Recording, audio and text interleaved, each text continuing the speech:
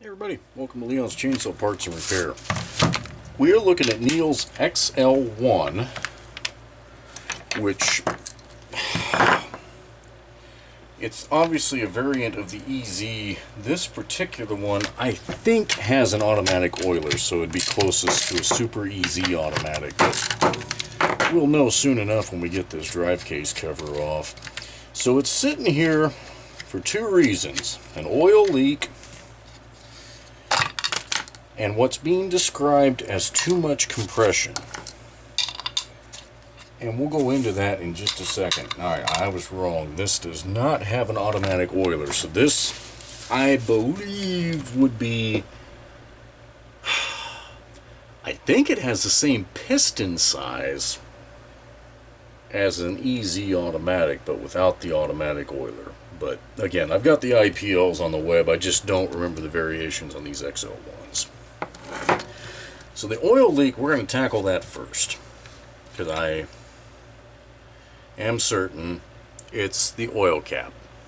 Okay, see, the duckbill valve has disintegrated in there. And I've talked about this in videos before. I don't know how the heck... Excuse me. God. Love for some of the pollen counts to go down. I don't know how this tank shape does it.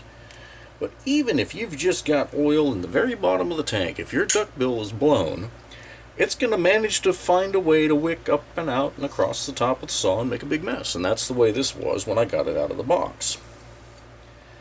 Now normally, I just grab these with a pair of vice grips and pop that tube right out. This one is being a little bit of a pain. There we go.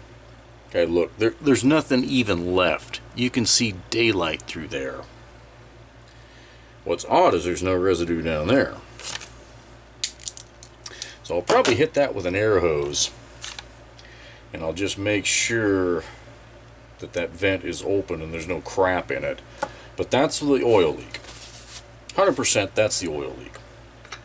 Just going to put this back on so I don't make a huge mess when I'm tackling the next part. So too much compression. I beg to differ. That is not too much compression. That is exactly... I mean, yeah, it's got it. It's got it all right.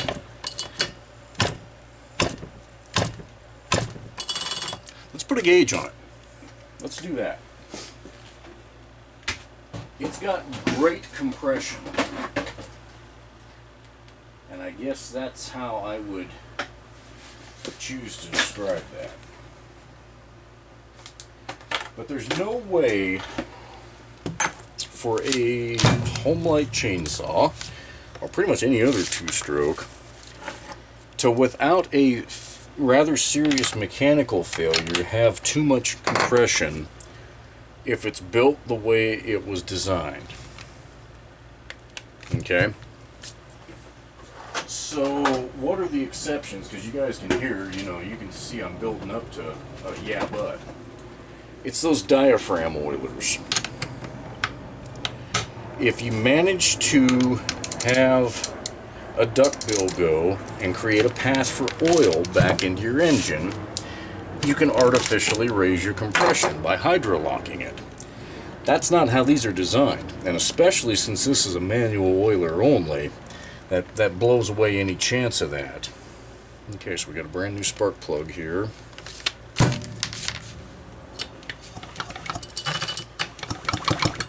That piston's dry.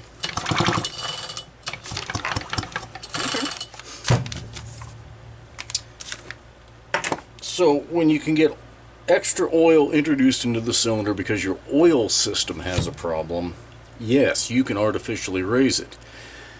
The one other way that you can get the impression that you have too high of compression is if your flywheel key has sheared and the flywheel happens to land at a point where it grabs and it's firing at the wrong time. It's out of time.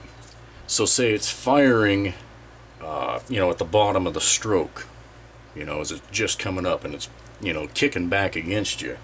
Now, normally you'd notice something like that because it's going to rip the pull cord out of your hand, but those are the ways that I know of that you can end up with symptoms of too much compression. But again, just the way it's designed, the way it's built, it's not going to change on you without some pretty strange occurrences. So, it's always a challenge to get that in view without knocking it all over the place.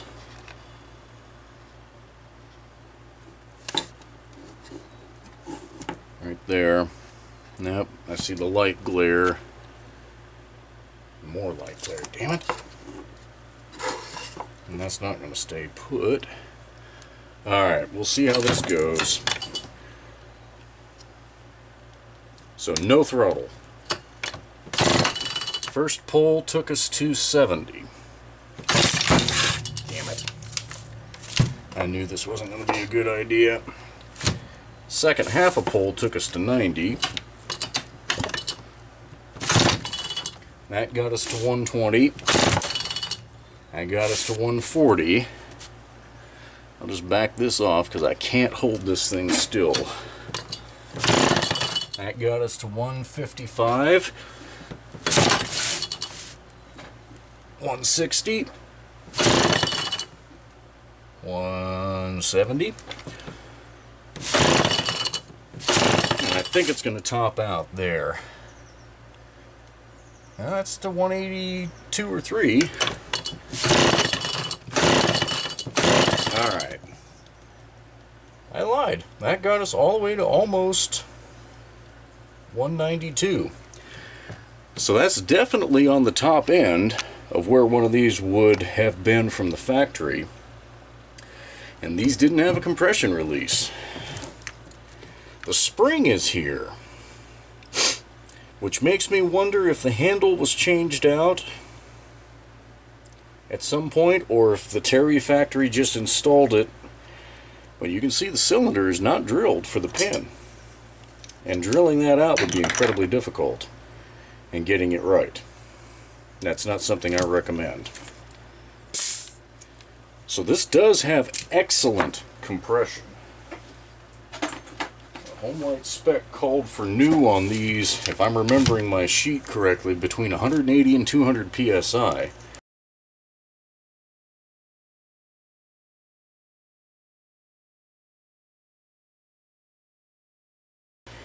And you look at the paint, this saw hasn't run hardly at all.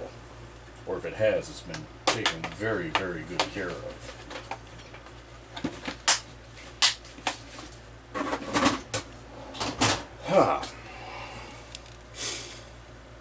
Guess while we've got the plug out, just for grins, let's see what our spark does look like. And then we're going to try running it.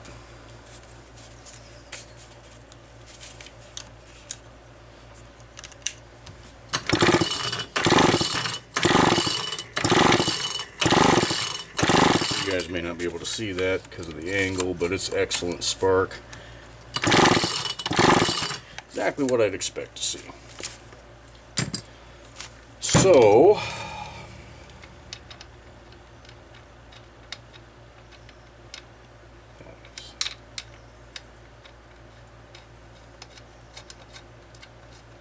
let's see.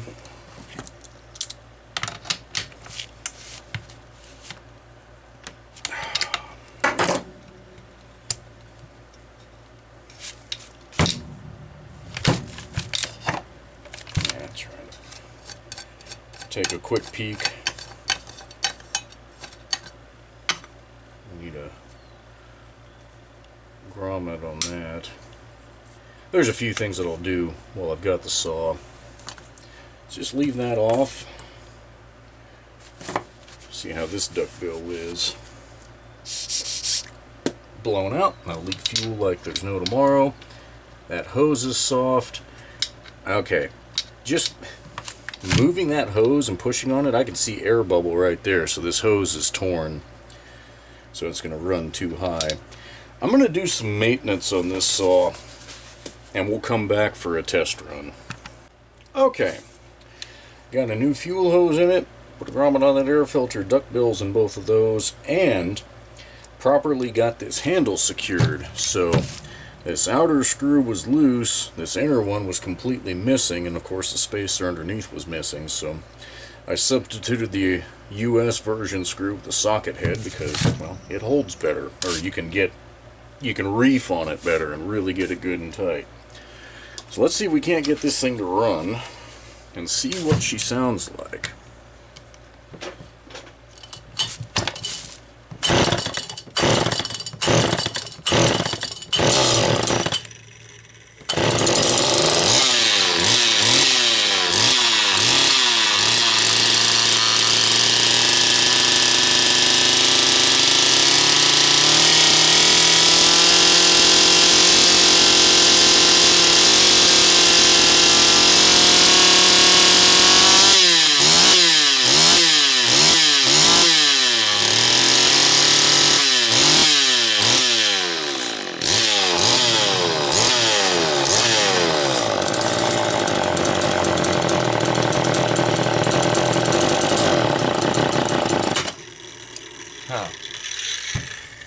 Now these carburetor screws are all sorts of wacky.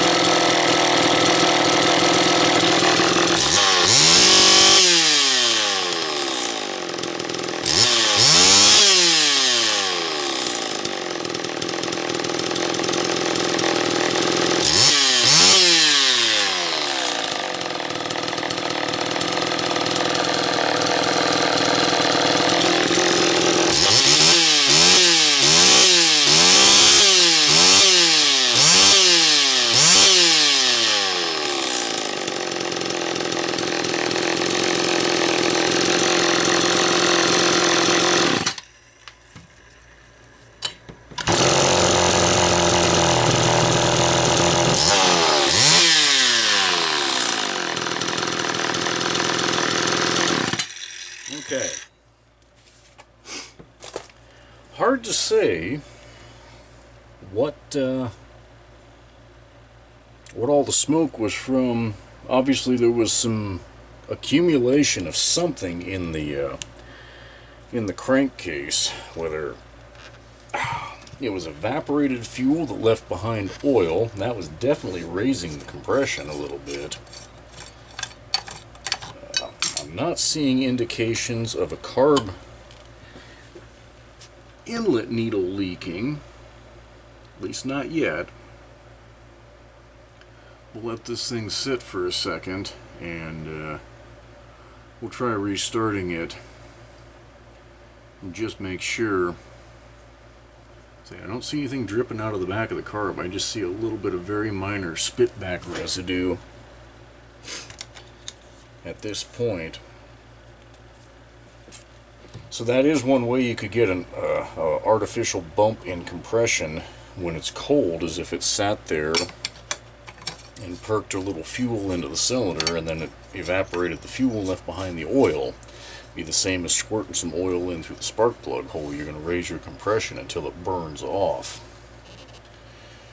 I did look from both sides and I can see there's still a cylinder gasket in here. That was the one other thought, was, well, maybe somebody did a gasket delete on this. I've never done that, and I don't know how much you're going to raise your compression based on what I've seen online. You could get 10 or 15 psi out of it. So then it, of course, leads you down the road of thinking, well, maybe I could stack the gaskets and, you know, lower compression that way. But what you're going to end up doing, on top of throwing your actual alignment of the parts off, like, you know, because that gasket goes on the throttle handle as well, And even if you cut that off, then you're going to start messing with your clearances on the cylinder to the shield here, but you can also change your port timing in the cylinder itself. And again, that's just not crap that I mess with. There's other guys that would, I'm sure, be more than happy. Tin Man probably could, could do up a a machining on this that would take away all that. He could probably drop the compression down to 150 if a guy wanted. But I'm just not seeing anything that explains or would make me think there's a mechanical problem. So let's try this as a cold start. No throttle.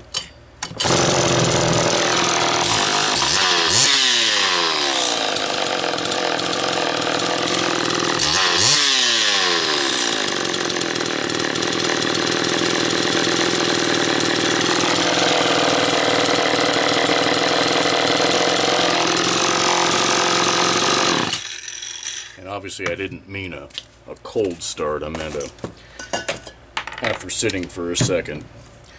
It wasn't perking any fuel, so I will let this thing sit on the floor and start it again in a couple days, and that'll tell me everything I need to know. If it immediately sends out another cloud of smoke, a big one, then I'll know that there is something managing to get its way into the cylinder, and it would have to be fuel. The way this oil's set up, I don't see... There's no way that it could be getting into the cylinder. About the only thing that could happen, in theory, is if the gasket failed between the fuel and oil tank and the bar oil was mixing with fuel. I suppose that is technically a possibility, but even that, it would explain the smoke, but it wouldn't be changing the compression. So, anyhow, that's pretty normal for one of these saws of this design. Slow bleed off.